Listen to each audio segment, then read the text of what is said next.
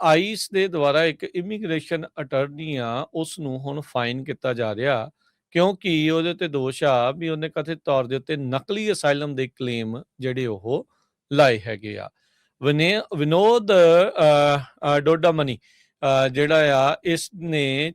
32 immigration ਕੇਸਾਂ 'ਚ 64 ਨਕਲੀ ਜਿਹੜੇ ਡਾਕੂਮੈਂਟ ਆ ਫਰਾਡੂਲੈਂਟ ਡਾਕੂਮੈਂਟ ਆ ਉਹ ਜਮ੍ਹਾਂ ਜਿਹੜੇ ਉਹ ਕਰਾਏ ਸੀ, ਜਿਸ ਕਰਕੇ ਇਹਨਾਂ ਦੀ ਇਹ ਆਈਸ ਦੀ ਜਿਹੜੀਆਂ ਨਜ਼ਰਾਂ ਦੇ ਵਿੱਚ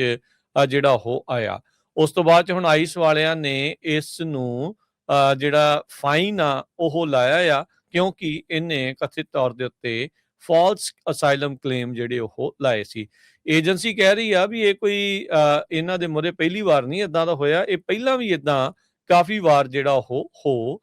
ਚੁੱਕਾ ਹੈਗਾ ਆ। Department of homeland security the HSI homeland security investigations ਆ ਉਹਨਾਂ ਦੀ ਜਾਂਚ ਕਰਨ ਵਾਲੀ ਜਿਹੜੀ ਇੱਕ ਸ਼ਾਖਾ ਆ, ਉਹਨਾਂ ਨੇ ਕਿਹਾ ਵੀ ਅਸੀਂ 5 notice of intent to fine attorney Vinod Dodamani ਜਿਹੜਾ ਆ ਉਸ ਨੂੰ ਲਾਏ ਆ ਵੀ 64 ਡਾਕੂਮੈਂਟ ਉਸਨੇ ਨਕਲੀ 32 ਕੇਸਾਂ ਦੇ ਵਿੱਚ ਲਾਏ ਆ। $2.5 ਲੱਖ ਦਾ ਜਿਹੜਾ ਇਸ ਨੂੰ ਜੁਰਮਾਨਾ ਜਿਹੜਾ ਹਰਜੋਤ ਸਿੰਘ ਜੀ ਹੋ ਸਕਦਾ ਆ ਤੇ DHS ਕਹਿੰਦੇ ਵੀ ਇਸ ਟਾਈਮ ਹੁਣ ਦੇਖੇਗੀ ਵੀ ਅੱਗੇ ਇਸ ਦੇ ਵਿੱਚ ਕੀ ਜਿਹੜਾ ਉਹ ਬਣੂਗਾ। ਉਹਨਾਂ ਨੇ ਕਿਹਾ ਵੀ ਆਇਡੈਂਟੀਕਲ ਔਰ ਨੀਅਰਲੀ ਆਇਡੈਂਟੀਕਲ ਲੈਂਗੁਏਜ ਸਬਸਟੈਂਸ ਵੀ ਜੋ ਉਹਦੇ ਵਿੱਚ ਲਿਖਿਆ ਸਾਰਿਆਂ ਨੂੰ ਉਦਾਂ ਹੀ ਕੁੱਟ ਪਈ, ਉਦਾਂ ਹੀ ਉਹ ਜਿਹੜੀਆਂ ਚੀਜ਼ਾਂ ਅਕਸਰ ਆਪਾਂ ਸੁਣਦੇ ਆ ਤੇ ਫੈਕਚੁਅਲ ਨੈਰੇਟਿਵ ਜਿਹੜੇ ਆ ਉਹ ਵੀ ਉਸੇ ਤਰੀਕੇ ਦੇ ਸਪੋਰਟਿੰਗ ਡਿਟੇਲਸ ਜਿਹੜੀ ਪਰਸੀਕਿਊਸ਼ਨ ਦੀ ਉਹ ਵੀ ਉਸੇ ਤਰੀਕੇ ਦੀ ਜਿਹੜੀ ਆ ਉਹ ਡਿਪਾਰਟਮੈਂਟ ਆਫ ਹੋਮਲੈਂਡ ਸਿਕਿਉਰਿਟੀ ਨੇ ਕਿਹਾ ਵੀ ਇਹ ਸਾਰੇ ਕੇਸਾਂ ਦੇ ਵਿੱਚ ਸਿਮਿਲਰ ਜਾਂ ਸੇਮ ਹੀ ਜਿਹੜੀ ਉਹ ਨਜ਼ਰ ਜਿਹੜੀ ਉਹ ਆ ਰਹੀ ਸੀ, ਜਿੱਥੇ ਉਹਨਾਂ ਨੂੰ ਫਿਰ ਇਹ ਸ਼ੱਕ ਹੋਇਆ ਵੀ ਭਾਈ ਇਹ ਤਾਂ ਇਸ ਦੇ ਵਿੱਚ ਨਕਲੀ ਜਿਹੜਾ ਉਹ ਕੰਮ ਹੈਗਾ ਆ। ਡਿਪਾਰਟਮੈਂਟ ਆਫ ਹੋਮਲੈਂਡ ਸਿਕਿਉਰਿਟੀ ਜ਼ਿਆਦਾਤਰ ਵਕੀਲਾਂ ਦੇ ਪਿੱਛੇ ਜਿਹੜਾ ਉਹ ਨਹੀਂ ਜਾਂਦੀ, ਕਹਿੰਦੇ ਵੀ has never sought to punish lawyers ਜਿਨ੍ਹਾਂ ਨੇ ਫਾਈਲ ਕੀਤੇ ਆ ਫਰਾਡੂਲੈਂਟ ਕਲੇਮਸ ਬਿਫੋਰ, ਪਰ ਹੁਣ ਕਹਿੰਦੇ ਵੀ ਫਾਲਸ ਇਮੀਗ੍ਰੇਸ਼ਨ ਕਲੇਮ ਵਾਇਲੇਟ ਕਰਦਾ ਆ ਐਂਟੀ ਫਰਾਡ ਸਟੈਚੂਜ਼ ਨੂੰ।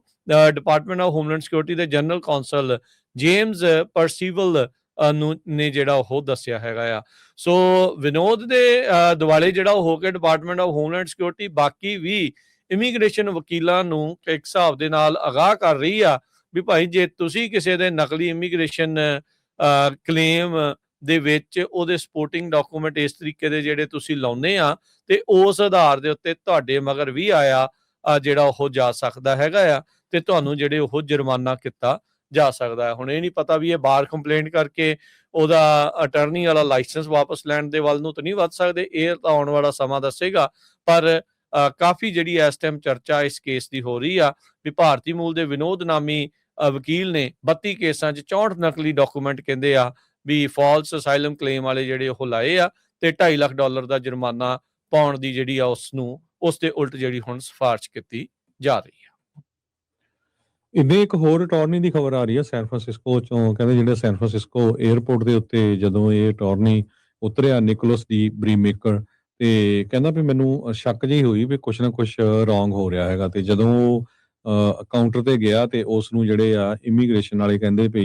ਜੋ ਟਰਾਂਸਪੋਰਟੇਸ਼ਨ ਸਿਕਿਉਰਿਟੀ ਐਡਮਿਨਿਸਟ੍ਰੇਸ਼ਨ ਦਾ ਸੁਪਰਵਾਈਜ਼ਰ ਸੀ ਵੀ ਸਾਈਡ ਤੇ ਆ ਜਾ, ਤੈਨੂੰ ਅਸੀਂ ਸਾਰਾ ਚੈੱਕ ਕਰਨਾ। ਤੇ 38 ਸਾਲਾਂ ਦਾ ਇਹ ਅਟਾਰਨੀ ਕਹਿੰਦਾ ਵੀ ਮੈਨੂੰ ਉੱਪਰੋਂ ਥੱਲਿਓਂ ਸਾਰਾ ਕੁਛ ਚੈੱਕ ਕੀਤਾ ਗਿਆ, ਮੈਂ ਰਾਈਟ ਵੇ ਆਪਣੇ ਜਿਹੜੇ ਫੋਨ ਸੀ ਉਸ ਨੂੰ ਆਫ ਕਰ ਦਿੱਤਾ ਤਾਂ ਕਿ ਮੇਰੇ ਜਿਹੜੇ ਕਲਾਇੰਟਸ ਦਾ ਡਾਟਾ ਵਗੈਰਾ ਆ ਉਹ ਨਾ ਚੈੱਕ ਕਰ ਸਕਣ। 45 ਮਿੰਟ ਦੇ ਕਰੀਬ ਕਹਿੰਦਾ ਵੀ ਮੈਨੂੰ 5 TSA ਦੇ ਜਿਹੜੇ ਏਜੰਟਸ ਆ ਉਹ ਕੁਐਸਚਨ ਪੁੱਛਦੇ ਰਹੇ ਤੇ ਵੱਖ-ਵੱਖ ਜੋ ਆ ਇਨਵੈਸਟੀਗੇਟ ਵੀ ਕਰਦੇ ਰਹੇ। ਤੇ ਜਦੋਂ ਕਹਿੰਦਾ ਮੈਂ ਪੁੱਛਿਆ ਵੀ ਇਹ ਕੀ ਚੱਕਰ ਆ ਵੀ ਤੁਸੀਂ ਮੈਨੂੰ ਕਾਹਤੇ ਪੁੱਛ ਰਹੇ ਆ, ਕਹਿੰਦੇ ਜੀ ਇਹ ਰੈਂਡਮ ਹੈਗਾ ਆ ਤੇ ਉਹ ਬਾਚ ਲਿਸਟ ਦੇ ਉੱਤੇ ਹੈਗਾ ਆ। ਸੋ ਹੁਣ ਇੱਥੋਂ ਤੁਸੀਂ ਅੰਦਾਜ਼ਾ ਲਾ ਸਕਦੇ ਆ ਜਿਸੇ ਡਡਲਾਨੀ ਜਿਹੜਾ ਤੁਸੀਂ ਦੱਸਿਆ ਪਹਿਲਾਂ